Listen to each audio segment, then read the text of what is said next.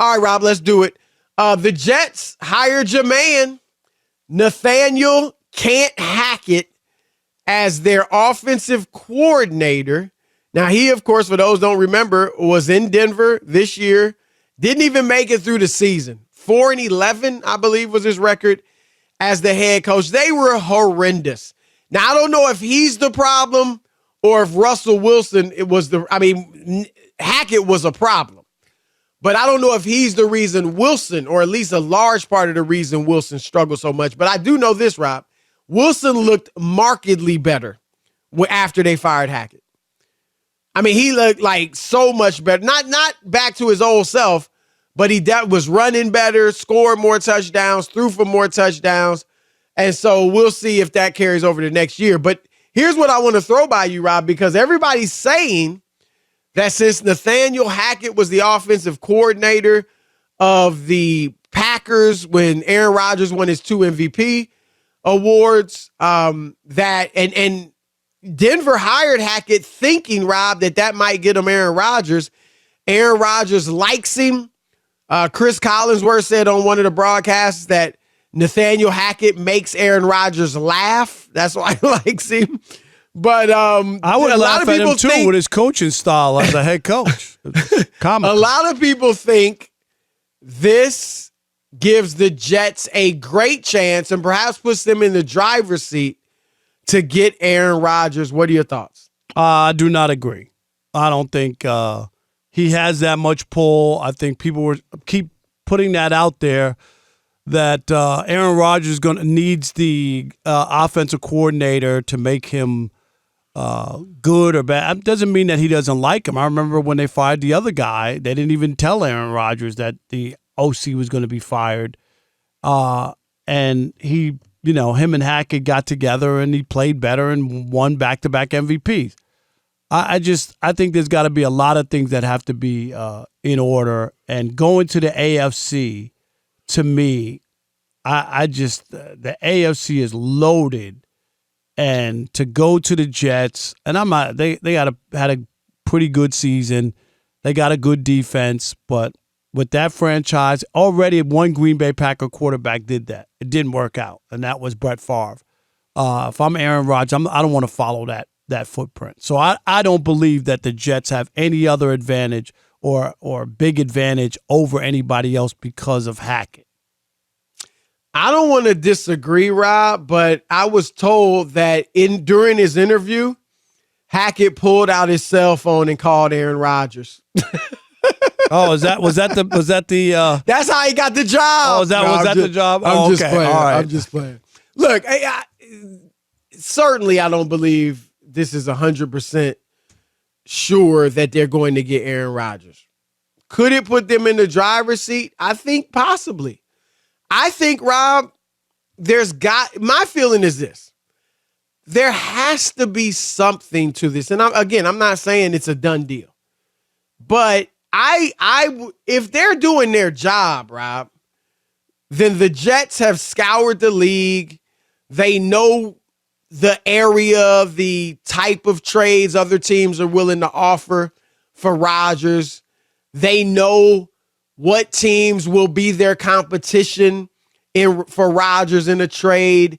They know that Green Bay is willing to trade Rodgers. They have to know these things. And if they've done that and done their homework, then I think, Rob, that is the only reason to hire Nathaniel Hackett. Now, I'm not saying he's a horrible coach. He was a horrible head coach. But, Rob, we've seen guys who are very good or great offensive coordinators, defensive coordinators. Josh McDaniels was obviously won Super Bowls as an OC with the Patriots and Tom Brady. Hadn't done jack as a head coach. He's been bad. So we've seen this happen, and a guy's still a great coordinator. So maybe Hackett is a good coordinator, but even so, Rob, coming off the not only sizable failure that he just had, but incredibly public failure, Rob. This wasn't, he was kind of with a team that nobody paid that much attention to. Denver was on TV all the time because of Russell Wilson. And we saw his gaffes week after week after week, and you don't win the press conference, not that that's the only goal, but certainly, Rob, you know this, in New York, you don't want to hire somebody that everybody's going to destroy and destroy you for hiring him. And with a guy coming off the season he's coming off of, and obviously many other candidates out there that you could hire, I don't see why you would bring him in unless you thought there was a good chance that Aaron Rodgers might follow. Yeah, I don't think that. I mean, you could think that, but I don't think that a player follows a coordinator. I'm not saying he's like, I want to go play with Hackett, but yeah, I'm saying I just don't. I just find that hard to believe that. But nobody's saying that, Rob. Nobody's saying Nathaniel Hackett has the key to Rodgers' kingdom. People are just saying they have a connection, they have a relationship, they had success together. And if Aaron Rodgers is going to end up playing for another team, he certainly at age 39 will want some type of familiarity within that organization. But do you know whether Saleh or somebody there at the Jets has a relationship with Hackett? Because coaches. Well, Saleh does. Okay. They coach together in Jacksonville. There you go. I mean, that's the other part of it is guys in this business, if you follow like the coaching, they all take care of each other. You lose a job, I'm going to put you on my staff. Like, this is very commonplace. So I could see, and that doesn't mean that, sure, if Aaron Rodgers becomes available, but your point right there about them being in Jacksonville is really what I always see with head coaches. Guys get fired all the time and they wind up on somebody's staff.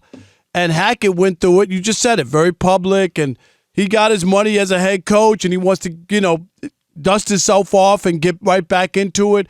Let me get back to being the offensive coordinator, which is where I excelled. I got my opportunity, it didn't work out, but I don't want to be out of the game too long, or you know what I mean, have people. Do you think Saleh could afford that? I mean, I get what you're saying, and I think guys usually, because of his reputation as an offensive coordinator, not as a head coach. Yeah, but it's not like he's been Josh McDaniels or somebody, Eric Bieniemy. He hasn't been that good. I mean, before Rodgers, he didn't have a ton of success. They had the 1 year in Jacksonville where they went to the conference title game. But other than that, he hasn't. And then when he got with Rodgers, other than those situations, he's had some mediocre to even low-ranking offenses. I hear you with the coaches. I know they look out for each other. Real quick, Chris. But I think you bring him in as something else. Okay, you bring him in as an assistant, some other position, not OC. But go ahead. Well, yeah, we got sound from Saleh about the quarterback having nothing to do with it. Here we go. It doesn't matter what the connections are. Everyone's got a connection to everybody in this league. But the most important thing was finding a guy who we felt could continue developing our young guys at a very high level, and a guy who's done it before, a guy who's had success in this league with a variety of different quarterbacks. Yeah. And he's right. There's nothing but connections between Chris. I get your point. And if you have him there and Aaron Rodgers has to pick between 2 or 3 places, then maybe he might lean towards you because of the familiarity with Hackett. But ultimately, I don't think Hackett has that much weight where Aaron Rodgers goes. Yeah, I mean, I don't think, I'm certainly not saying it. I don't think anybody is saying Hackett is the puppet master and he's going to tell Aaron where to go. But I do think the connection could definitely benefit the Jets if indeed Rodgers is on the move. So, and they got other pieces. Garrett Wilson, the receiver, Breece Hall, running back, a good defense. So they got some pieces that might be attractive to him if he ends up leaving Green Bay. All right.